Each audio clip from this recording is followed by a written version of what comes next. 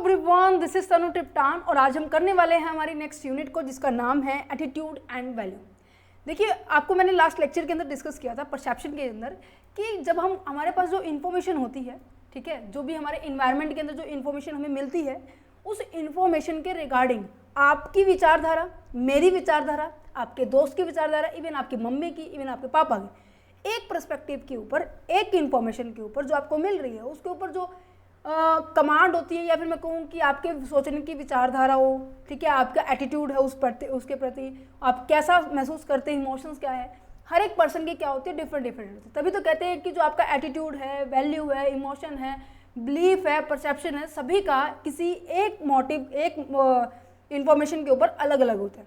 कहते हैं ना कि घर में अगर 5 व्यक्ति हैं, ठीक है, 5 मेंबर हैं, तो पाँचों की जो विचारधारा है वो बिल्कुल अलग अलग है। वो ऐसा इसलिए होता है क्योंकि उनका जो सर्कल है, उनकी जो सोसाइटी है वो अलग अलग हो गई है ना, वो उस लेवल का सोचते हैं जो अलग सोसाइटी से बिलोंग करते हैं। ठीक है, जैसे कि आप ये सोचेंगे कि मैम फैमिली मेंबर में भी कैसे अलग अलग हो सकती है। जो आपके फादर है उनकी सोच अलग मिलेगी, आपकी मम्मी की सोच कुछ अलग मिलेगी। ठीक है, थोड़ा बहुत सिमिलरिटी देखो हर जगह होती है, बट जो मैं आपको बताना चाह रही हूँ कि जो सोच होती है इन्फॉर्मेशन के बेसिस पे आप कैसा विचार प्रकट करते हैं, उसके ऊपर आप कैसा विचार प्रकट करते हैं। ठीक है, आप स्टूडेंट है, आप स्टूडेंट के सर्कल में रहते हैं तो ऑब्वियस ही बात है बच्चों वाली हरकतें करते होंगे। पापा है, बड़ों वाली बात सोचते होंगे, फ्यूचर के बारे में सोचते होंगे, आप इंस्टेंट अभी क्या चल रहा है उसी के बारे में सोचेंगे। सो आज हम इन्हीं के टॉपिक के ऊपर डिस्कस करने वाले हैं कि उनमें से एक टॉपिक हमारा हो चुका है परसेप्शन, जो कि यूनिट नंबर 6 थी, कि किसी एक इन्फॉर्मेशन के ऊपर कि आप क्या सोच रहे हैं, आप क्या सोच रहे हैं। जो कि मैंने एग्जांपल दिया था आपको कि जो एक अंकल हैं जो बाइक के ऊपर जा रहे हैं और वो बाइक थोड़ी देर चले, उसके बाद वो पैदल चलने लगे, बाइक को लेकर जा रहे थे। तो ऑब्वियस ही बात है जब भी कभी कोई इंसान बाइक को पैदल लेकर जाएगा तो क्या हम सोचेंगे, मैंने एग्जांपल दिया था पेट्रोल का लेंगे। इसी तरीके से मैंने एटीट्यूड को भी डिफाइन किया था लास्ट लेक्चर के अंदर, बट अब इसके ऊपर इन डेप्थ में डिस्कस कर लेते हैं। मैंने आपको बताया था एटीट्यूड आपकी 3 चीज़ों से बनती है। ठीक है, 3 चीज़ों की कॉम्बिनेशन है। ठीक है, सबसे पहले क्या होता है, कॉग्निटिव, ठीक है, फिर अफेक्शन, हम इसको ऐसे लिख सकते हैं अफेक्शन, बिहेवियर एंड कॉग्निटिव। ठीक है, अगर ये जो टॉपिक है, ये तीनों बातें समझ में आ गई तो आपके लिए चैप्टर बहुत आसान है। और यहाँ से जो प्रीवियस ईयर क्वेश्चन आए हुए हैं उनको भी डिस्कस करेंगे, आपको नजर आ रहे होंगे कि हम क्या क्या चीज़ों को डिस्कस करेंगे। ठीक है, let me check, okay, everything is okay. So चलो स्टार्ट करते हैं अब हमारे सबसे पहले पॉइंट को, एटीट्यूड क्या होता है। देखो, एटीट्यूड मैंने आपको बताया 3 चीज़ों से मिलकर बनता है, affection, behaviour and cognitive. Means कि इसे हम ये कह सकते हैं ABC मॉडल, राइट। अच्छा, ये ABC मॉडल क्या कहते हैं, सुनो। सबसे पहले मैं आपको एक एग्जांपल देती हूँ। एग्जांपल के अंदर क्या है कि आपने सुना है कि जब भी आपका जो रास्ता बिल्ली काट जाती है, ठीक है, मीन्स कि आगे से आपके सामने आप चल रहे हैं, आगे से बिल्ली चली गई है, ठीक है, आपके रास्ते से को क्रॉस कर गई है, तो आपने क्या सुना है कि थोड़ी देर रुक जाना चाहिए, अपशगुन होता है, ऐसा कुछ होता है, सुना है, मैंने भी सुना है। ठीक है, बट जैसे ही मैंने देखा कि ये मैंने पहले सुना हुआ था, ठीक है, मैं रास्ते से चल रही थी, जैसे मैं चली मैंने देखा जिस गली को मुझे क्रॉस करना था उस गली के जो कॉर्नर पे बिल्ली ने क्या किया, दौड़ती हुई बिल्ली यहाँ से चली गई। तो मुझे फटाफट मेरे को रिकॉल हुआ कि ये जो जब भी बिल्ली रास्ता काटती है तो हमें क्या करना चाहिए, 2-3 मिनट रुक जाना चाहिए, या फिर मैं कहूँगी किसी को गुजर जाना चाहिए उसके ऊपर से, है ना। अच्छा, अब मैंने यहाँ से इन्फॉर्मेशन गेट की, अब मैंने यहाँ से इनपुट लिया। इनपुट का मतलब क्या है, जो इन्फॉर्मेशन ली मैंने देखा मेरी आंखों से, सेंस ऑर्गन से हम क्या करते हैं, अपनी इन्फॉर्मेशन लेते हैं। सेंस ऑर्गन हमारी जो 5 है, ज्ञानेंद्रिय जो है, जैसे कि आँख हो गया, नाक हो गया, कान हो गया, स्किन हो गया, टच हो गया, टेस्ट हो गया। ठीक है, इन सभी को हम रिसीव करते हैं इन्फॉर्मेशन, ये सभी ऑर्गन्स के थ्रू हम रिसीव करते हैं। जैसे ही मैंने इन्फॉर्मेशन ली, मेरी आंखों से मैंने उस बिल्ली को देखा, जैसे उस टाइम में रुक गई। ठीक है, रुकने का मतलब क्या है कि मेरे माइंड में ऑन द स्पॉट वो प्रोसेस हो चुकी थी कॉग्निटिव लेवल पे। कॉग्निटिव का मतलब होता है कि जब आप क्या करते हैं, मेंटल लेवल पे, मेंटली जब आप प्रोसेस करते हैं, दिमाग में क्या हो रही थी, एक्टिविटीज होनी शुरू हो गई कि हाँ मैंने सुना है, मम्मी ने बोला था, दादी ने बोला था, ऐसा होता है तो हमें रुक जाना चाहिए। ठीक है, अच्छा, रुकने के बाद अरे क्या हो गया, चल नहीं रहा क्या? रुकने के बाद अफेक्शंस होता है कि अब हमारे अंदर, अब हम, ये तो हो गया दिमाग से सोचा, हमारे माइंड के अंदर इंफॉर्मेशन गई, हमने सोचा उसके बारे में, उसके बाद आ जाता है अफेक्शंस, जहाँ पे हम अपने दिमाग की नहीं हार्ट की सुनते हैं, मतलब दिल की सुनते हैं, ठीक है, जिस यहाँ पर हम कहेंगे इमोशंस, ठीक है।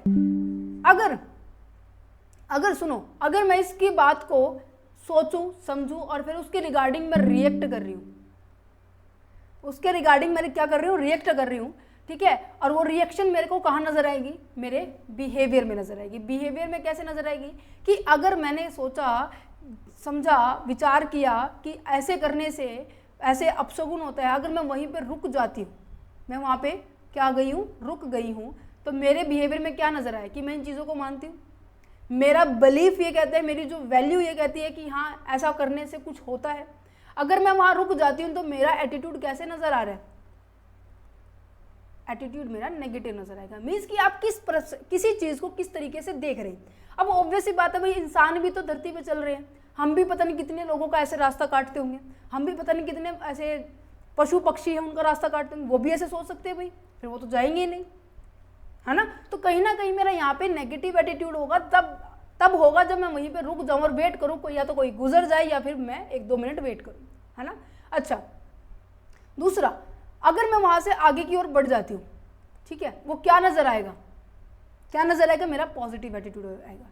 तो समझ पा रहे हैं मिस्टेक, एटीट्यूड का मतलब ये नहीं होता कि यार कहते, आपने कभी सुना होगा कि देखते इसके अंदर तो ना एटीट्यूड हो चुका है, ये तो ऐसे बोलता नहीं क्योंकि इसकी जॉब लग गई है, ये तो बोलेगा ही नहीं क्योंकि ये पूरा सेटल हो गया है, ठीक है, ये तो अब बोलती नहीं क्योंकि इसकी शादी पक्की हो गई है। ऐसा कुछ आपने कभी सुना है? लड़के के बारे में सुना है, लड़कियों के बारे में ऐसे आप बोलते हैं ना कि उसमें तो एटीट्यूड होता है। नहीं बेटा, एटीट्यूड होता है कि जब हम किसी चीज़ को, जब हम किसी इंफॉर्मेशन को देखते हैं, समझते हैं और उसके प्रति अपना बिहेवियर में जो नजर आता है, that's known as a attitude. Means कि क्या है, a attitude is a settled way of the thinking, feeling about the something, किसी चीज़ के बारे में हम सोच रहे हैं, महसूस कर रहे हैं और वो चीज़ें हमारे बिहेवियर में नजर आती है, उसे बोलते हैं एटीट्यूड, ठीक है। अब देखो यहाँ पे क्या लिखा हुआ है, एटीट्यूड, यही बातें लिखी हुई जो समझाई हुई है, अब इसको मुझे फटाफट रीड करना है कि एटीट्यूड क्या होता है। एक साइकोलॉजिकल कंस्ट्रक्ट होती है, साइकोलॉजिकल दैट मीन्स जो हमारे मानसिक स्थिति, कहते हैं ना कि study of the human mind. Psychological क्या होता है, स्टडी ऑफ द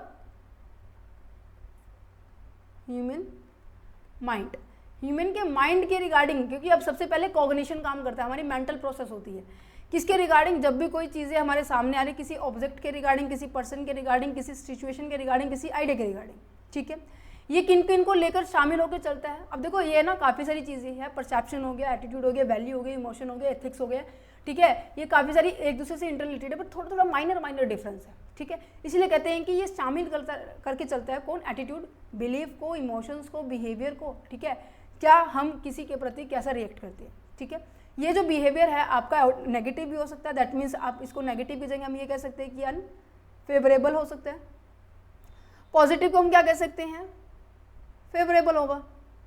अब यहाँ पे अन है तो ऑब्वियस ही बात है नेगेटिव है, फेवरेबल है तो ऑब्वियस ही बात है पॉजिटिव है, क्लियर है।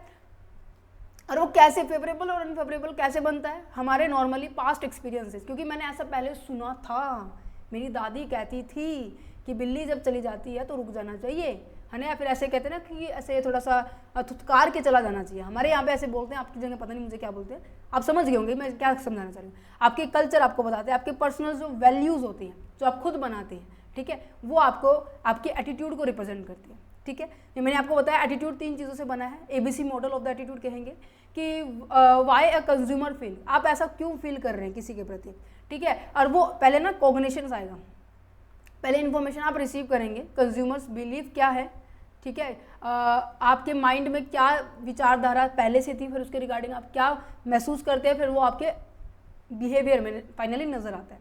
ये सभी के सभी क्या है, आपके बिहेवियर के सभी कंपोनेंट है, 3 कंपोनेंट्स हैं, ओके। नेक्स्ट जाता है फीचर ऑफ द एटीट्यूड। अब एटीट्यूड की फीचर्स क्या है, मीन्स कि किन किन कंपोनेंट से बनकर मिलकर बना, जो अभी मैंने आपको समझाने इनको नीचे तोड़ा हुआ है। क्या बोला है, सबसे पहले हमें डायरेक्शन बताते हैं कि हमारा एटीट्यूड कैसा है, पॉजिटिव एटीट्यूड है, नेगेटिव एटीट्यूड है। पॉजिटिव हुआ तो ऑब्वियस ही बात है फेवरेबल रिजल्ट नजर आ रहा है, नेगेटिव हुआ तो आपका अनफेवरेबल रिजल्ट है, आप वहीं पर रुक जाएंगे, अगर पॉजिटिव हुआ तो आगे बढ़ते चले जाएंगे, ठीक है। जैसे नॉर्मली क्या होता है, एक और एग्जांपल देती हूँ आपको, बढ़िया एग्जांपल है, जस्ट एग्जांपल है, कभी आप कहें कि मैडम ने तो सभी को बोल दिया है ना। ऐसा सुना था, पहले सुना था मैंने कि लड़कियों को स्कूटी चलाने में इतनी परफेक्शन नहीं है। मैंने देखा कि मैं जब रोड से चल रही थी मेरे, और गली में चल रही थी, रोड पे नहीं गली में चल रही थी, और गली में बिल्कुल इतना एरिया नहीं था कि ना, एरिया प्रॉपर था, ठीक है, एरिया ऐसा था कि हाँ एक बाइक चली जा सकती है, वापस स्कूटी आ सकती है, ठीक है। तो मैंने देखा कि साइड में इधर से बाइक खड़ी थी, ठीक है, आगे से स्कूटी आ रही थी और वो भी लड़की चला रही थी और मैं यहाँ से चल रही थी, ठीक है। तो मैंने जैसे ही लड़की को देखा और उसने कुछ हाथ ऐसे किए हुए थे, मोस्ट ऑफ लड़कियाँ ऐसे चलाती है, बट मैं आपको सजेशन दूंगी, इवन आप ऐसे चलाते हैं नहीं चलाते, आप ऐसे चलाया करो, उससे बहुत फ़र्क मिलेगा। और जो पैर होते हैं वो स्कूटी के आगे रख के चलाए करो, जैसे कि जो होते हैं ना पैड रखने के, वहाँ पे। मैंने देखा कि वो लड़की चला रही है और मैंने जैसे ही उसको देखा, इन्फॉर्मेशन ली और मेरे माइंड में प्रोसेस होनी शुरू हो गई कि लड़कियों को इतना परफेक्शन नहीं है स्कूटी चलाने में। अगर मैं वहाँ पे रुक कर एक साइड हो जाती हूँ तो मतलब कि मेरा एटीट्यूड, मैं उसके ऊपर विश्वास कर रही हूँ कि जैसा बोला था ऐसा होता है, तो मैं रुकी, मेरा यहाँ पे नेगेटिव एटीट्यूड नज़र आ रहा है। अगर मैं वैसे ही नॉर्मल चलती रही तो मेरा पॉजिटिव एटीट्यूड होगा कि मैं इस चीज़ों को नहीं मानती हूँ। ऐसा कभी कभार हो जाता है भाई, गिरती है, लड़कों से भी गिरती है, लड़कियों से भी गिरती है ना। इसी तरीके से एक और एग्जाम्पल ले लेते हैं। अभी कहेंगे कि मैडम एक लड़की के लिए आपने सभी लड़की को इल्ज़ाम लगा दिया, ये जस्ट एग्जाम्पल है बेटे, माइंड मत करना, ओके। इसी तरह से कहते हैं कि लड़कों को खाना बनाना नहीं आता है, ओके। आर्यन कह रहा है मैडम मेरे को आता है, ठीक है, इट्स ओके। मैंने अभी बोला कि ये जस्ट एग्जाम्पल है, ओके। मैंने कहा कि लड़कों को अक्सर खाना बनाना नहीं आता, कुछ लड़के होंगे जो अच्छा खाना बनाते होंगे। इसी तरह से एक मतलब कि एक के ऊपर मैंने सबको जनरलाइज कर दिया, मीन्स एक कंसेप्ट को यूज़ किया, मैंने सबको कह दिया कि सभी लड़कियां, है ना।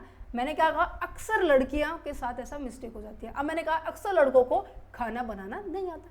ये एटीट्यूड जो देखने का नज़रिया है, ठीक है, कि पॉजिटिव है नेगेटिव उसके बारे में बताता है। इंटेंसिटी का मतलब होता है कि कमियां ज़्यादा। कमियां ज़्यादा का मतलब क्या है कि अगर किसी चीज़ को लेके चल रहे हैं, जैसे मैं कहूँगी मुझे इस काम करने में कैपेबिलिटी है, जैसे मेरी कैपेबिलिटी क्या है, मैं 8 से 10 घंटे लगातार पढ़ा सकती हूँ, ये मेरी स्ट्रॉन्ग फीलिंग है, ये मेरी स्ट्रॉन्ग स्ट्रेंथ है। अगर ये मेरी स्ट्रॉन्ग है तो मेरा पॉजिटिव एटीट्यूड रहेगा इसके प्रति कि हाँ मेरी जो कैपेसिटी है 24 घंटे में से मैं 10 घंटे अपने बच्चों को पढ़ाने में लगाती हूँ, जो कि ट्रू है, जो कि कहीं ना कहीं मेरे को प्रैक्टिस से मिली है। अगर मैं कहूँ कि नहीं मैं वीक हूँ, मैं इतना ज़्यादा लंबे टाइम के लिए ट्रैवल नहीं कर सकती, तो ये क्या है, ये मेरे उस पर्टिकुलर ऑब्जेक्ट के प्रति मेरे पॉइंट ऑफ व्यू है, मेरी विचारधारा है, उसे बोलते हैं बेटे एटीट्यूड। समझ में आ रहा है आज, ठीक है। लर्न का मतलब होता है क्या, कि कोई भी चीज़ हम एक्सपीरियंस से सीखते हैं या फिर हम अपने सोशल कल्चर से सीखते हैं, सोशल से सीखते हैं, कल्चर से सीखते हैं, या फिर अपने पेरेंट्स से सीखते हैं। हमने लर्निंग में पढ़ा था ना, लर्निंग कैसे होती है, या तो आप इन्वायरमेंट से सीखते हैं या फिर हेरिटेड होती है। तो लर्निंग एटीट्यूड की लर्निंग भी हमारा क्या एटीट्यूड रिप्रेजेंट करती है, कि attitude are the learn through their is experiences, interactions and observations, okay, या फिर मैं कहूँगी डायरेक्ट एक्सपीरियंसेस है, ठीक है। समझ पा रहे हैं। ये कभी भी ऐसा नहीं होता कि यहाँ जन्म लिया आपके अंदर एटीट्यूड आ गया, नहीं, वो आप आसपास के एनवायरनमेंट से सीखते हो, ठीक है। इन्फ्लुएंस ऑन बिहेवियर, हमेशा एटीट्यूड आपके बिहेवियर को रिप्रेजेंट करेगा। अगर कोई, जैसे मेरे साथ हुआ था क्लास के अंदर, जब बच्चों की ऐसे पता नहीं उस पर हुआ था, ये रक्षाबंधन पे बात थी, रक्षाबंधन से पहले 1 दिन 2 दिन पहले की बात थी। बच्चों के बीच में ना आपस में झगड़ा हो गया था, छोटे बच्चे थे सामने, मैं देख रही थी उनको, वो पहले खेल रहे थे, फिर वो झगड़ा हो गया उनका, और फिर कुछ को आई होप चोट लगी थी, तो उन्होंने कहा कि मैम उसको तो खून आ गए हैं। इट्स ओके, खून आ गए हैं तो ठीक हो जाएगा। अब मस्ती की है, कुश्ती की है, जो भी किया है, खेला उन्होंने, किया उन्होंने, परिणाम तो उनको मिलेगा। अब मैं उसको ऊपर ऐसे करूँ, ओ माय गॉड ये क्या हो गया हो, ये क्या, उससे क्या होगा, अब जो होना तो हो गया, अब उसके प्रिकॉशंस बढ़ सकते हैं, ठीक है। अब मेरे बिहेवियर में ऐसा क्यों है, क्योंकि मैंने ये चीज़ें देखी हुई है, ये नॉर्मल है, छोटे बच्चों में ऐसा होता है, बड़े बच्चों में भी होता है, ठीक है। आपके साथ एकदम से कोई ऐसे पीछे से ऐसे थप्पा लगा दे तो आप क्या होगे, थोड़े से भयभीत हो जाओगे, तो ये आपके बिहेवियर में नजर आ रहा है। तो ये जो आपका एटीट्यूड है वो भी आपके बिहेवियर में हमेशा नजर आता है। Attitude of only guide the behaviour, मैंने आपको बताया कि जो आपकी थिंकिंग है प्लस आपकी जो फीलिंग है, दोनों को मिलाकर आपके बिहेवियर में नजर आता है कि आप कैसा सोचते हैं। अब आपने देखा होगा कि जो जैसा सोचता है वो वैसे ही वो बिहेव थोड़ा सा करते हैं। जैसे कि मैं कहूँ कि एग्जाम्पल के तौर पर जिसके आसपास के इन्वायरमेंट में बहुत लग्जरी चीज़ें रहती हो, महंगी महंगी चीज़ें रहती हो, तो वो ऑब्वियस ही बात है सोचेगा भी उनके जैसे ही, है ना। और वो फील भी कुछ इस तरीके से अपने आप को कंफर्ट जोन में लेके आएगा। जब उससे कोई पूछा जाएगा कि हाँ जी क्या बनना चाहते हो, मुझे कुछ बनना नहीं है, मुझे बिजनेसमैन बनना जैसे मेरे पापा है। ऐसा क्यों? क्योंकि उन्होंने उनकी चीज़ों को देखा है, उनके ऊपर सोचा, उनके जैसा बनने की सोचा, उसके बिहेवियर में नज़र आ रहा है। कभी मैं बच्चों से पूछती हूँ कि सबसे आपने कितना मैक्सिमम आपने देखा है कि आप घर बन जाते हैं? बच्चे कहते हैं कि मैम 1-2 करोड़ तो मिनिमम लग जाता है। अरे बेटा मिनिमम लग जाता है, ऐसे बच्चे भी हैं जिन्होंने ये कहा कि मैम 5-7 लाख में बन जाते हैं। तो वही बात है ना, आसपास का इन्वायरमेंट बहुत ज़्यादा इम्पैक्ट डालता है आपके बिहेवियर पर। वो बिहेवियर बनता है इन सभी को मिलाकर, एटीट्यूड, परसेप्शन, पर्सनैलिटी, ठीक है, इमोशंस, इन सभी से बनता है, ठीक है। इवेल्युएटिंग का मतलब क्या है? अब मैंने देखो 2 चीज़ों को इवेल्युएट किया, 2 चीज़ों को कैलकुलेट किया। एक बच्चा था जिन्होंने ये कहा कि मैम 1-2 करोड़ में आराम से बन जाएगा, एक ने कहा कि मैम 5-7 लाख में भी आराम से बन जाता है, ठीक है, जो मेरी बेसिक नीड्स कंप्लीट हुई। यहाँ पे फैसिलिटीज़ ज़्यादा है, तो मैंने इवेल्युएट किया, जो हमारा जो एटीट्यूड है उसको मैंने जज किया कि मैं ये पर्सन कैसे सोच रहा है, उसके पास्ट एक्सपीरियंसेस है, उसके आसपास के इन्वायरमेंट के बेसिस पे मैंने इसको जज किया, ठीक है। तो ये आता है आपके एटीट्यूड का फीचर। नेक्स्ट जाता है प्रोसेस, बनता कैसे है। अब बनने की प्रोसेस तो बता दी मैंने, क्या? कॉग्निटिव, अफेक्शंस एंड आपके बिहेवियर। अच्छा, ये डेवलप कैसे होता है? सोशल लर्निंग से होता है, एक आपका डायरेक्ट एक्सपीरियंस होता है। सोशल लर्निंग होती है जब आप समाज से सीखते हैं। ये चैप्टर नंबर आपके जो लर्निंग वाले चैप्टर के अंदर डिस्कस किया था, ये कहाँ गया भाई? इंडिविजुअल बिहेवियर एंड लर्निंग के अंदर मैंने डिस्कस किया था। एक second, sorry for that. Okay, मैंने यहाँ पे डिस्कस किया था जो आपकी जो लर्निंग की जो थ्योरी है, कॉग्निटिव लर्निंग थ्योरी और साइकोलॉजी की थ्योरी, ठीक है, और आपकी operant theory and social behaviour theory and there is cognition learning theory, यहाँ पे डिस्कस किया था। सेम एज इट इज है, सोशल लर्निंग ही बात की जा रही है। जब आपके ऊपर किसी ना किसी तरह का जो एटीट्यूड आपका बन रहा है, वो काफ़ी सारे फैक्टर, जितनी भी थ्योरी मैंने लर्निंग की थी ना, वो सारी यहाँ पे इंप्लीमेंट कर सकते हो। यहाँ पे क्लासिकल थ्योरी मैंने क्या बताई थी, अब मैं इसको एक्सप्लेन नहीं करने वाली क्योंकि इन चीज़ों को मैंने पहले एक्सप्लेन किया हुआ है। आप लेक्चर नंबर कौन सा देख सकते हैं? लेक्चर नंबर 5 देख सकते हैं, जिसके अंदर ये डिस्कस किया हुआ है। आप चैनल और विजिट करेंगे ना, तो आपको यहाँ पे सभी कंटेंट मिल जाएंगे, चाहे वो किसी भी सब्जेक्ट से रिगार्डिंग है। अब मैंने कहा chapter number 5 individual behaviour and learning, okay, यहाँ पे आपको जाना है, देन उसको आपके बाद मिल जाएगा, ओके। कॉग्निटिव लर्निंग थ्योरी जिन्होंने कहा था कि कंडीशन लगा दी है, उसके बाद उसके बिहेवियर में चेंज है। ऑपरेंट ने क्या कहा था कि आप क्या कर रहे हैं, सीख रहे हैं ट्रायल एंड एरर मेथड से, ठीक है। चूहे ने क्या किया, अगर सही बटन दबाया तो उसको खाना मिल जाएगा, अगर सही बटन नहीं दबाया तो क्या होगा, उसको करंट मिलेगा। सोशल लर्निंग थ्योरी क्या कहती है कि जब आप अपनी सोसाइटी से, जैसे कि अपने पापा, अपनी मम्मी, अपने टीचर्स, अपने फ्रेंड्स, अपने पड़ोसी, आस पड़ोसी जितने भी हैं, उनसे सीखते हो कि वो कैसा बिहेव कर रहे हैं नेक्स्ट पर्सन से। फिर यही मैंने इसके अंदर एग्जाम्पल दिया था। क्लास में एक स्टूडेंट है, एक बच्चा है, एक बच्चे ने क्या कर दिया, अपने दोस्त को क्या की थी, गाली दी थी, ठीक है। मैंने उसको बोला कि तुमने ऐसा क्यों कहा, उसने मैंने उसको बहुत पूछा, इसने अभी तक बताया नहीं था, पर जैसे ही मैंने उसको फ्रेंडली नेचर से पूछा कि बेटा बता तो सही, ऐसा कौन करता है तेरे साथ? मम्मी करती है, पापा करते, भाई करता है, बहन करता है, या फिर कोई और करता है, या मैं करती हूँ? तो उसने कहा कि मैम जब भी मेरा भाई मेरे से बात करता है वो इसी शब्द से मेरे से बात करते हैं। अब देखो, बच्चों का जो स्वभाव है बनना बड़े के ऊपर डिपेंड होता है। तो इसलिए कहते हैं कि जब छोटा बच्चा होता है ना घर में, और स्पेशली कि जब वो 3 साल से लेकर मैं कहूँगी 12-15 साल तक हो जाता है, उस टाइम ड्यूरेशन के अंदर उसका जो बिहेवियर है वो पूरा स्ट्रक्चर्ड होता है, किसके बेसिस पे? उसके इन्वायरमेंट के बेसिस। तो इसलिए कहते हैं कि जब जैसे जैसे बच्चा पापा ट्रीट करेगा किसी और को, इसी तरीके से बच्चा भी ट्रीट करेगा किसी को। जैसे मैंने रियल लाइफ एग्जाम्पल है ये, मैंने खुद पूछा था कि ऐसा क्यों है, क्योंकि उसका भाई उसको इसी तरह से बोलते हैं, तो उसने क्या किया, अपने दोस्त को भी इसी नाम से बुला दिया, जो कि गलत है। और ये जो थ्योरी बोली थी एल्बर्ट एंड बेंडूरा जी ने दी थी, सोशल लर्निंग थ्योरी, ओके। मैं आपको हम्बल रिक्वेस्ट, क्योंकि ये थ्योरी वाला टॉपिक है ना, वो एग्जाम के पॉइंट ऑफ व्यू से बहुत आता है, इसलिए कहूँगी चैप्टर नंबर 5 बहुत अच्छे से करके जाना। इंपॉर्टेंट क्वेश्चन की सीरीज भी आई होप आप सभी ने देख ली होगी कि मैंने प्रोवाइड कर दी है कि कौन कौन से चैप्टर से क्या क्या क्वेश्चन आने वाले हैं। डायरेक्ट एक्सपीरियंसेस का मतलब क्या है कि जब आप अपनी रियल लाइफ को खुद महसूस करते हैं।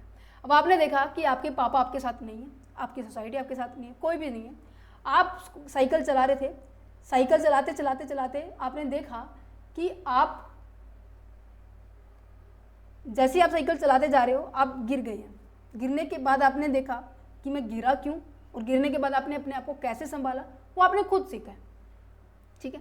आप कोई सामान लेने जा रहे हैं, ठीक है, सामान लेने जा रहे हैं, आपने देखा कि आपको जो बुक्स है वो 15% की बजाय 13% दिया। सेकेंड टाइम आप जाओगे, पहले उसने ऑब्जर्व किया कि मेरे को 30% बुक ऑफ दिया, मीन्स कि अगर 100 की बुक थी आपको कितने की दी है, 87 की बुक दी।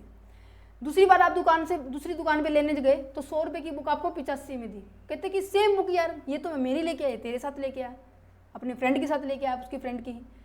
तो उसने ऑब्जर्व किया, ये एक्सपीरियंस वो जब खुद करते हैं, रियल लाइफ एक्सपीरियंस, तब उसको क्या होती है, तब भी लर्निंग होती है। और जो कि ये वाली लर्निंग है ना, ये बेस्ट होती है।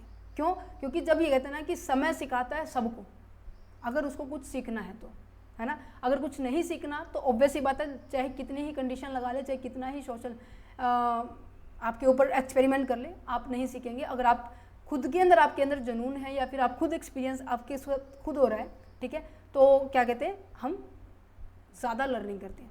तो एटीट्यूड आपका इसी तरीके से बनता है कि जैसा आप स्वभाव में करेंगे, जैसा आपको मिलेगा एक्सपीरियंसेस, वैसा आप नेक्स्ट टाइम आपके। अब आपने देखा कि एक बार मुझसे धोखा हो गया, 2 रुपये मेरे ज़्यादा लग गए, तो नेक्स्ट टाइम जब उसी दुकान के पास जाएंगे तो आप कहेंगे कि आप कितने में देते हैं, आप एटलीस्ट उनसे पूछें तो नहीं। अच्छा, उसने कहा कि 13%, आप उनसे पूछ सकते हैं कि वो दुकानदार तो हमें इतने में देता है, आप ये ऐसे कैसे दे रहे हैं। तो आई होप, मेरे हिसाब से, क्योंकि ये एक्सपीरियंस, ये जो एग्जाम्पल दिया वो मैंने मेरा दिया, जब मैं ग्रेजुएशन में थी मेरे को ऐसे मिला था, और जो कि मेरे लिए ये 100 की नहीं थी, अकाउंट की बुक ली थी मैंने, और आई होप वो 849 की थी, उन्होंने सही पता नहीं कितने की दी थी, ऐसा कुछ रेंज था, और उन्होंने 13% का रेट दिया था। और वही चीज़ें मैं अपनी फ्रेंड के साथ लेके गई, उसकी फ्रेंड की, मेरी फ्रेंड की बुक थी, उसको 15% पे दिया। तो मुझे अनुभव हुआ, मैं बच्चों को भी कहते हैं कि मोस्ट ऑफ क्या होता है कि बुक्स आपकी इतने % में मिलती है, फिर बच्चे भी इस चीज़ों को क्या करते हैं, इंप्लीमेंट करते हैं। तो ये होता है डायरेक्ट, जो मैंने एक्सपीरियंस किया वो मैंने आपके साथ शेयर किया, दैट्स इट। ये मेरे एटीट्यूड में कैसे नजर आया, मैं उनसे पूछ रही हूँ, बता रही हूँ, पूछ रही हूँ, तो ये क्या है, बिहेवियर में नजर आ रहा है।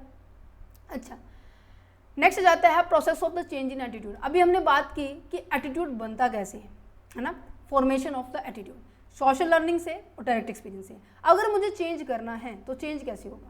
चेंज हमारा 2 तरीके से हो सकता है। मीन्स कि अगर आपकी कोई विचारधारा है किसी चीज़ को लेकर, वो बदलेगी कैसे? आपने देखा है कि जो चीज़ें आपको, जैसे मेरे को मैं आपको एग्जांपल देती हूँ, परफ्यूम किसी बच्चों को पसंद नहीं होता, ठीक है, तो क्या होता है, वो परफ्यूम बिल्कुल भी यूज़ नहीं करता, इवन उसको यूज़ सूटेबल ही नहीं होता। पर जैसे ही वो यूट्यूब चला रहा है, अब आपने देखा होगा पीछे बेला बिटा की बहुत ज़्यादा सेल हुई थी, ठीक है, एक बार उसने देखा, उसने स्किप कर दिया, दूसरी बार उसने देखा, उसने स्किप कर दिया, तीसरी बार उसने देखा, उसने स्किप कर दिया, ऐसे लगातार एडवर्टाइजमेंट आती रही। अब सबसे ज़्यादा आपके बिहेवियर में चेंज करने वाला जो आइडल सोर्स पता है कौन है? आपकी एडवर्टाइजमेंट। आपके जो मोबाइल फ़ोन है, टीवी है, टेलीविज़न है, फेसबुक है, इंस्टा है, ये ट्विटर है, ये सारे के सारे जो सोर्सेज है ना, ये आपके बिहेवियर में इम्पैक्ट डालते हैं। अब आप जैसा सोचते हैं, अब आपने देखा है कि कभी आप सैड सॉन्ग सुनते हो तो अपने आप को वहाँ कभी कभी पुट कर लेते हो, कभी किया है, इवन मोस्ट ऑफ बच्चों ने किया होगा। तो ये क्या होता है कि जो बच्चे होते हैं, जो आपका बिहेवियर होता है, किसी चीज़ को देखकर आपके बिहेवियर को वो चेंज कर सकता है। आपके सोचने का जो पहले नज़रिया था अब वो चेंज हो सकता है, राइट। अब मेरे को जिसको सेंट पसंद नहीं था, परफ्यूम पसंद नहीं था, अब इतनी सारी ऐड देखने के बाद उसे क्या होगा, अरे यार इतनी ऐड है तो मतलब कुछ तो बात होगी, फिर वो ऐड देखना शुरू करेगा, उसका इंटरेस्ट जागृत होगा, तो वो फिर ये देखेगा कि हाँ सोल्यूशन, इतने सारे पॉइंट में से वो कुछ एक परफ्यूम को सिलेक्ट करेगा, एक बार मंगा के भी देखेगा। एक बार जैसे ही मंगाया, ऑब्वियस ही बात है फिर वो उसके हैबिट में इंक्लूड हो जाएगा। तो यहाँ पर जो प्रोसेस है एटीट्यूड को चेंज करने का, जो चीज़ पहले आपको पसंद नहीं थी आप उसको पसंद होने लग गई है, तो वो किसके कारण है? परसुएशंस के कारण है। परसुएशन का मतलब होता है कि आपका एटीट्यूड एक्सटर्नल सोर्सेज के कारण चेंज हुआ है, मीन्स कि आप उससे प्रभावित हुए हैं। क्लियर है? अब मैंने कहा कि अगर किसी ने कभी पहले वॉच डाली ही ना हो और किसी के हाथ में देखी वॉच, ठीक है, और देखने के बाद आपने देखा कि अरे यार उसके हाथ में तो बहुत अच्छी लग रही है, तो मैं भी लेके आऊँगा। होता है, अगर मम्मी वो ये काम कर रहे हैं तो मैं भी करूँगा। ये कभी हुआ है? इवन बहुत बार हुआ होगा। तो यहाँ पे यही बात कही गई है। परसुएशन का मतलब क्या है? जब आपके एटीट्यूड में इन्फ्लुएंस होता है, प्रभाव डलता है, वो द एक्सटर्नल कम्युनिकेशंस के थ्रू, जैसे कि एडवर्टाइजमेंट हो गया, स्पीच हो गया, मैसेज हो गया। अब आपने देखा कि आपके कॉलेजेस के अंदर बहुत सारे स्पीकर्स आते होंगे किसी एक पर्टिकुलर मुद्दे के लिए, ठीक है, तो उस पर्टिकुलर पॉइंट के लिए, जैसे कि मैं कहूँ कि जैसे अभी मैंने बताया कि लड़कियों को स्कूटी चलानी नहीं आती, मैंने ऐसा लेक्चर पहले अटेंड किया हुआ है, ठीक है। अब ऐसा लेक्चर आया कि लड़कियां के अंदर इतनी ज़्यादा शक्ति होती है जो कि लड़कों के अंदर भी नहीं होती, है ना। तो ये क्या है, अब उन्होंने इतनी सारी अच्छी अच्छी बातें बता दी कि लड़कियां के अंदर मैनेजमेंट की पावर बहुत ज़्यादा होती है, वो घर का काम भी करती है, बाहर का भी करती है, इवन वो अपने अपने इन्वायरमेंट को भी मेंटेन करके रखती है। अगर कोई घर में आ जाता है तो उसको कैसे डील करना है, मुझे सभी पता है। अब कहने का मतलब किसी एक पर्सपेक्टिव के रिगार्डिंग जिसकी जो सोच थी उसको चेंज किया जा रहा है, किसकी मदद से, अदर एक्सटर्नल सोर्सेज की मदद से। एक तो है ट्रेडिशनल अप्रोच, एक आपके पास है कॉग्निटिव अप्रोच। कॉग्निटिव तो यही है बेटे कि आप सोचने वाली बात आ जाएगी, ठीक है। अच्छा, ट्रेडिशनल में क्या आ जाता है, ट्रेडिशनल में आ जाता है कि इसके अंदर एडवर्टाइजमेंट का बेस्ट एग्जांपल है कि एडवर्टाइजमेंट कर कौन रहा है, सोर्स कौन है, ठीक है, मीन्स की भेजने वाला कौन है, एडवर्टाइजमेंट को कैसे किया जा रहा है, कम्युनिकेशन कैसे किया जा रहा है, इस तरीके से। जैसे कि अब आज के टाइम में ना सबसे बढ़िया एग्जांपल है, बच्चे क्या करना चाह रहे हैं, जिम ज्वाइन बहुत ज़्यादा करते हैं, चाहे वो लड़का है या लड़की है, जिम ज्वाइन करते हैं। क्यों करते हैं भाई, उसमें एड के अंदर ये दिखाया गया है कि जिम ज्वाइन करने से बॉडी बहुत अच्छी हो जाती है, शेप में आ जाती है, आप पतले हो जाते हैं, ये हो जाते हैं, वो हो जाते हैं, पता नहीं फलाना, मतलब बहुत सारी बातें, ब्ला ब्ला ब्ला, है ना। तो जैसे ही मैंने कहा कि फैट के रिगार्डिंग मार्केट में ज़्यादा करेज है, तो एडवर्टाइजमेंट करने वालों ने फैट को ही क्या दिया, टारगेट किया और इसके रिगार्डिंग सारी बातें बताई कि आपका न्यूट्रिशन जो है, आपके डेली रूटीन जो है, आपकी एक्सरसाइज जो है, आपके जो चाल है, ये सभी आपको क्या करती है, आपके फैट को डिटरमाइन करती है। रियलिटी मैंने ऐड देखी, मुझे पता लगा कि ऐसा कुछ है, मीन्स कि टारगेट कस्टमर को ढूंढते हैं और उसके हिसाब से क्या करती है, आपको इन्फॉर्मेशन देती है। अच्छा, क्या आपने कभी देखा जो इन्फॉर्मेशन एडवर्टाइजमेंट कभी देखी आपने, उम्मीद करेंगे सबने देखी होगी, वो किसके द्वारा होती है, जो मेन सेलिब्रिटीज़ होती है। अब जैसे कि ओलंपिक हुआ है, ठीक है, पेरिस ओलंपिक हुआ है, उसके अंदर जो विजेता रहे हैं, जैसे कि नीरज चोपड़ा है, मनु बाकर है, ठीक है, और विनेश फोगाट भी कहीं ना कहीं हम कह सकते हैं हमारे जो खिलाड़ी हैं, इनके द्वारा एडवर्टाइजमेंट की जाती है। क्यों, क्योंकि अब ये आइडल पर्सन बन चुके हैं, है ना। एक सेलिब्रिटी जैसे कि अमिताभ बच्चन हुआ, शाहरुख खान हुआ, आमिर खान हुआ, इनके द्वारा क्या की जाती है, ऐड करवाई जाती है। क्यों, क्योंकि जितने भी उनके फैन होंगे उस प्रोडक्ट को यूज़ करेंगे और उसके कारण मार्केट के जो कंपनी के जो क्या होगी, सेल इंक्रीज होगी। इसलिए बोला जाता है हमेशा क्या होगा, जो एडवर्टाइजमेंट को डिज़ाइन करने वाला वो एक्सपर्ट होगा पहली बात, और करवाएगा किससे, पॉपुलर पर्सन से, अट्रैक्टिव कम्युनिकेटर से, है ना, समझ पा रहे हो। अच्छा, टू साइडेड अप्रोच होगी। क्यों टू साइडेड, ऐसा क्यों बोला गया है, टू साइडेड अप्रोच ऐसा क्यों है, क्योंकि एक तो आपकी तरफ से और बोलेगा कि जैसे कि मैं कहूँ एग्जाम्पल के तौर पर LIC का, जिंदगी के बाद भी जिंदगी के साथ भी, ये कोट है इसका, है ना। तो इसमें क्या होता है कि अमिताभ बच्चन भी इसमें ऐड करते हैं और आई होप कपिल शर्मा भी करता है शायद हाँ। तो यहाँ पे एक तो पहली बात तो ये एक कैसे पॉपुलर सेलिब्रिटी है, दूसरा आपका मोटिव क्या दिखाया है कि आपकी सेफ्टी बहुत ज़्यादा ज़रूरी है। अगर आपके जाने के बाद आप चले जाते तो आपकी फैमिली को कोई परेशानी नहीं होगी, ये तो आपके पॉइंट ऑफ व्यू से दिखाया। ऐड किया जा रहा है जितने ज़्यादा लाइफ इंश्योरेंस होंगे उतना ज़्यादा भारत की वही बात है, इकोनॉमिक भी ग्रोथ करेगी, क्योंकि पैसा वहाँ पे आएगा, वो पैसा कहीं और इन्वेस्ट होगा। समझ पाए, तो टू साइडेड अप्रोच है, ठीक है। परसुएशन किया जा रहा है, मीन्स कि आपको प्रभावित किया जा रहा है। जैसे कि ये बहुत अच्छी लाइफ है, ये लाइफ इंश्योरेंस का तो बता दिया कि ड्रिंकिंग के साथ कर सकते हैं कि अगर आप शराब पी के गाड़ी चलाएंगे तो आपकी मृत्यु हो जाएगी। आपने कभी देखा है कि आपने शादी का था मेरे हिसाब से वो एग्जाम्पल, मैंने एक दिन स्टेटस पे देखा था मेरे, कि एक पिता को क्या करनी थी, अपनी बेटे की शादी करनी थी, पर उसने इंश्योरेंस नहीं करवाया होता, ठीक है, और वो गाड़ी से जा रहा था, उसका एक्सीडेंट हुआ, वो तो चले गए हैं, जो चोर थे उन्होंने पैसे भी लूट लिए, जिसके कारण उसकी फैमिली बहुत ज़्यादा प्रॉब्लम में आ गई थी। अब देखो, कंपनी कस्टमर को टारगेट भी करे, उसके इमोशंस के साथ खेल रही है और साथ साथ ये भी बता रही है कि ये ज़रूरी है तुम्हारे लिए, है ना। जैसे कि ये कोका कोला है, ये नहीं तो फिर है क्या, है ना। कोका कोला के बिना तो हमारी पार्टी शुरू भी नहीं होती। तो ये ऐसा कुछ कोट्स है जो कि बहुत ज़्यादा, इसलिए कहते हैं कि जो इनको छापने वाला क्या होता है, एक्सपर्ट होता है। इसलिए हम कहेंगे कि इन सभी सोर्सेज के द्वारा, पता है सोशल मीडिया के अंदर इतने सारे इन्फ्लुएंसिंग पॉइंट आ चुके हैं जिनकी वजह से तुम्हारे माइंड में चेंज आ रहे हैं। अब जो छोटे छोटे बच्चे भी हैं ना, ये आजकल क्या चल रहा है, चैलेंज चल रहा है पुशअप का, पुलअप का, या फिर एक्सरसाइज करने का, 1 घंटा भागने का। छोटे छोटे बच्चे मेरे पास मतलब ऐसे खेलने के लिए आते, तो वो क्या कहते हैं कि मैम दीदी आपको बताऊँ मैं 50 पुशअप डाल लेता हूँ। अरे भाई 10 साल का बच्चा है, 50 पुशअप उसने करके भी दिखा दी मेरे को। 50 मतलब ऐसे नहीं, लगातार हाफ करके, 20 एक बार, 20 एक बार, 10 एक बार, बट उसने जैसी तैसी की वो कर दी थी। अब उसके अंदर ऐसा इंटरेस्ट कैसे हुआ कि व्लॉग्स देख रहे हैं, रील्स देख रहे हैं, वो कहीं ना कहीं आपके एटीट्यूड को इम्पैक्ट डालते हैं कि मैं तो ये कर सकता हूँ, मैं वो कर सकता हूँ, उसका ये पॉजिटिव एटीट्यूड है, ठीक है। अच्छा, कॉग्निशन मैंने आपको बता दिया, जो आपके माइंड के साथ करता है और माइंड के साथ खेलता है। ओके, समरी बताऊँ तो परसुएशन की जो आपका एटीट्यूड है वो एक तो एक्सटर्नल कम्युनिकेशन के थ्रू का इन्फ्लुएंस होता है, दूसरा आपका एटीट्यूड जो कि आपके discomfort when the attitude of the behaviour does not match attitudes can be there within the, इसके एक इंटरनल के बारे में बात की जा रही है, ठीक है, क्लियर है। ओके, अब बात कर लेते हैं method of the effecting the attitude change. अब इनको मेथड को ना एक्सप्लेन करने के लिए दो राइटर्स आए हैं, रिचर्ड एम्स्ट्री और दूसरा है हमारे पास, कहाँ गया भाई, केलमैन जी ने दिया है। इनके कहने का मतलब मैं आपको डायरेक्ट बताती हूँ, पहले केलमैन जी का पढ़ लेते हैं क्योंकि इसके दो ही हैं। ये कहते हैं कि जो कंप्लायंसेस है और एक इंटरनेशनलाइजेशन है। क्या कहता है, compliances is the process of the attitude change where the individual alter their behaviour और attitude due to their is the external presence such as the reward and punishment. जैसे कि अगर मैंने कहा कि जो भी बच्चा काम को कंप्लीट करके लेके आएगा उसको मैं 100 रुपये इनाम दूंगी। इस 100 रुपये के इनाम को लेने के लिए सभी बच्चे जिसकी कैपेबिलिटी भी नहीं थी वो भी क्या कर रहे हैं, अपने काम को कंप्लीट कर रहे हैं, ठीक है। अब इस काम को जो करता ही नहीं था वो करके लेके आ रहे, तो उसकी एटीट्यूड में क्या चेंज, उसके बिहेवियर में चेंज है ना। आज मम्मी देख रही है कि ओ माय गॉड, आज तो मेरा बेटा बिल्कुल लगा हुआ है, ऐसा क्या हुआ भाई आज स्कूल में, सोचेगी ना सोचेगी। तो यहाँ पे जो उसके डेली रूटीन में उसके बिहेवियर में जो नजर आ रहा है ना, आज वो बिल्कुल ऐसे लगा हुआ है। अब वो बताएगा कि मम्मी आज अगर मैंने स्कूल का काम कंप्लीट कर दिया मेरी मैडम 100 रुपये देगी। तो यहाँ पे रिवॉर्ड, अगर पनिशमेंट के बारे में बात करें, जिसने काम नहीं किया उसके लिए इस क्लास का AC बंद हो जाएगा, या फिर मैं कहूँ कि उसके लिए पिटाई होगी, डंडा होगा, जो भी होगा, ठीक है, ठीक है। समझ पा रहे हैं, यही तो बात है, to fit in to with a group और टू मीट द एक्सपेक्टेशंस।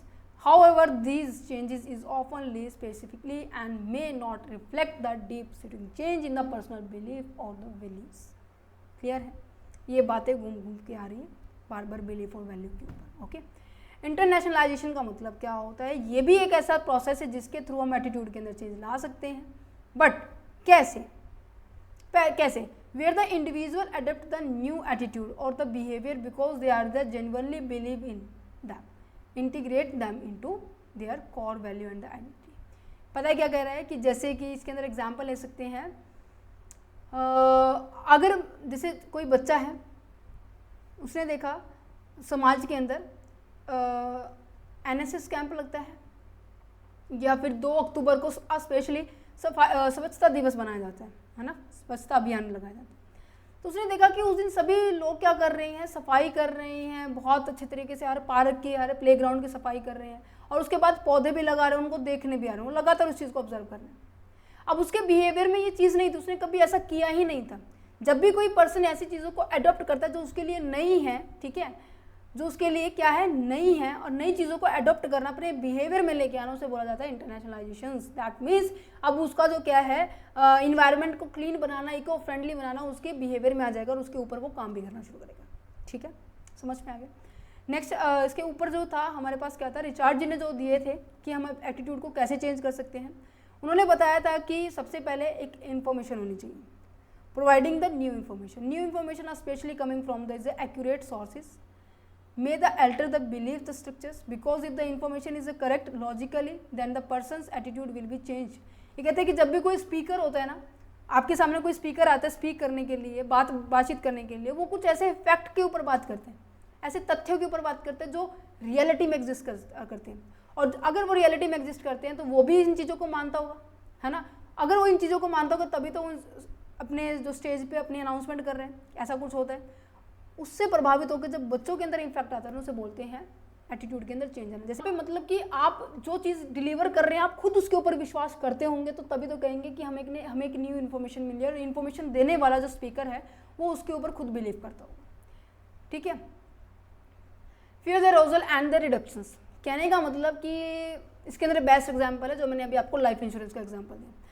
जैसे कि मैंने कहा कि अगर आप जा रहे हैं गाड़ी से, आपका एक्सीडेंट हो गया है और आपने ड्रिंक की हुई थी, ठीक है, और आपका एक्सीडेंट इतना मतलब भयानक हुआ है कि आप 6-7 महीने में बिस्तरे से उठे, तो आपके दिमाग में ये सेट हो जाएगा कि कभी भी आगे ड्रिंक करके क्या नहीं करनी, मुझे ड्राइविंग नहीं करनी। क्योंकि जब कोई भी इंसान ना मौत के करीब होता है ना, तो वो कुछ एक लेसन सीख जाता है कि मुझे आगे से क्या है, ड्रिंक करके नहीं चलनी। तो उससे पहले उसके घर वालों ने क्या समझाया नहीं होगा कि ड्रिंक करके गाड़ी नहीं चलाते, समझाया नहीं होगा, अब को समझाया होगा। बट उसे सीख कब मिली, जब उसको वो रिजल्ट मिला है।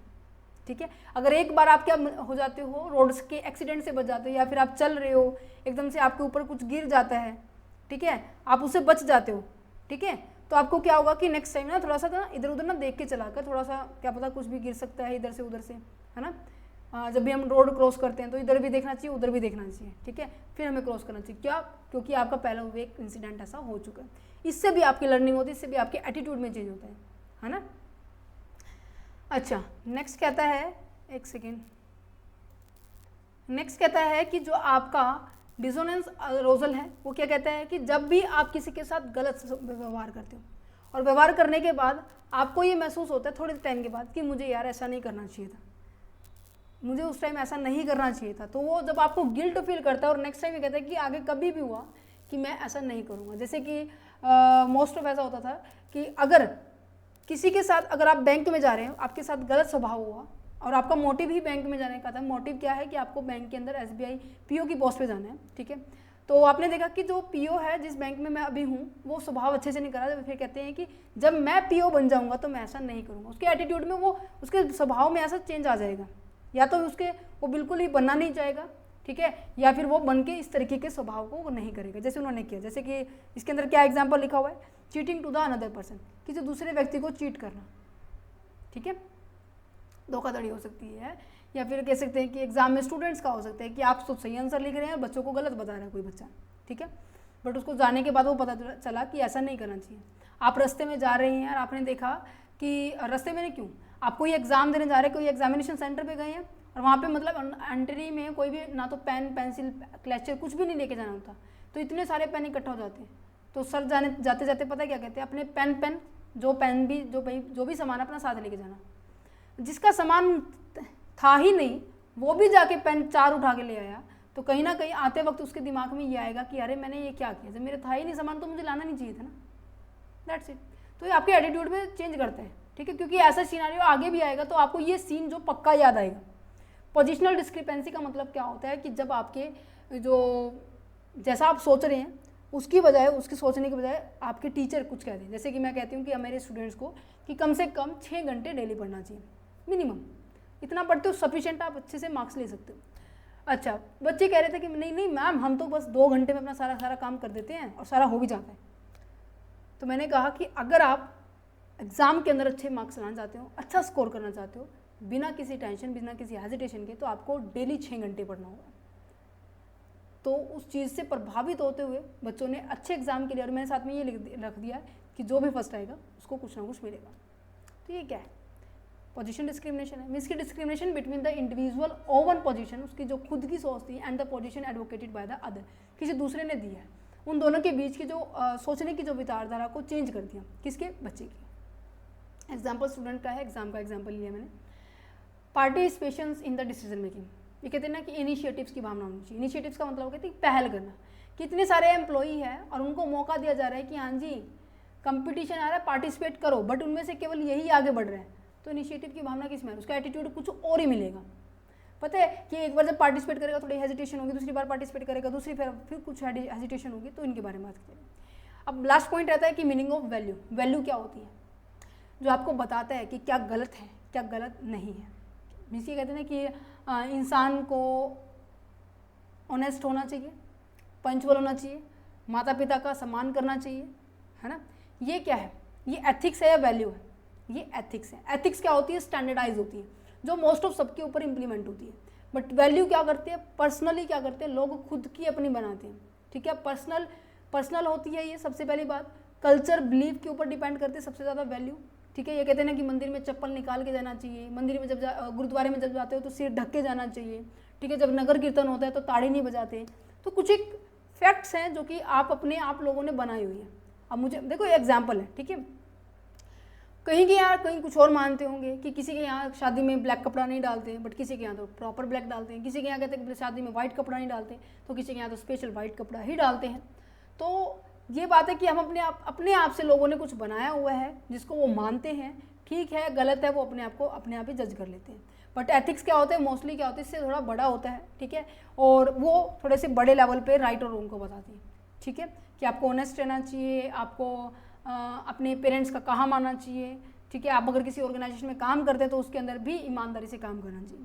जैसे एक एग्जाम्पल लिखा हुआ है मेडिकल के अंदर कि जो टीचर्स का एग्जाम्पल ले लिया, फिर डॉक्टर का एग्जाम्पल ले लिया, जब भी पेशेंट क्या आते हैं डॉक्टर के पास जाते हैं तो डॉक्टर की रिस्पॉन्सिबिलिटी बनती है कि वो उनको एक अच्छा हेल्थ ट्रीटमेंट दें, उनकी बीमारी को बताएं, उनकी बीमारी के साथ साथ जो इन्फॉर्मेशन है उसके बारे में कंप्लीट बताएं, है ना, सही है ना।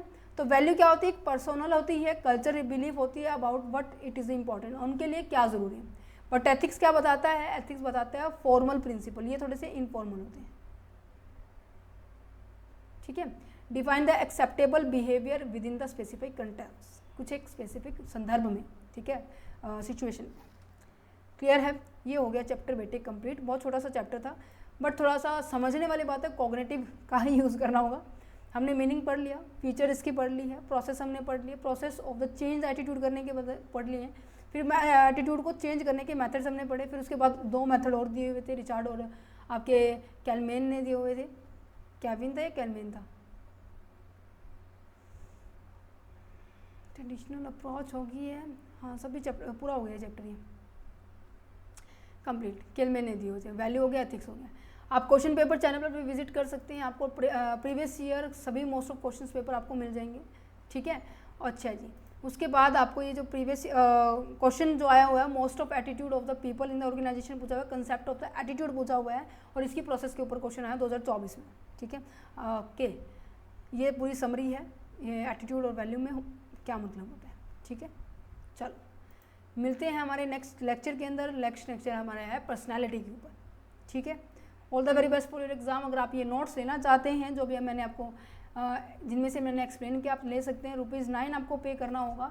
डिस्क्रिप्शन में WhatsApp number, email ID given है, आप टीम के साथ कॉन्टैक्ट कर सकते हैं और आप नोट्स को एक्सेस करने की इन्फॉर्मेशन भी ले सकते हैं। ओके, चलिए मिलते हैं नेक्स्ट लेक्चर में, personality. Thank you for watching this video. Have a nice day. Exam की तैयारी बहुत अच्छे से करते रहिए, अपनी एनर्जी, अपनी एटीट्यूड को पॉजिटिव बनाते रहिए, ठीक है। अब पता चल गया होगा एटीट्यूड होता क्या है ना।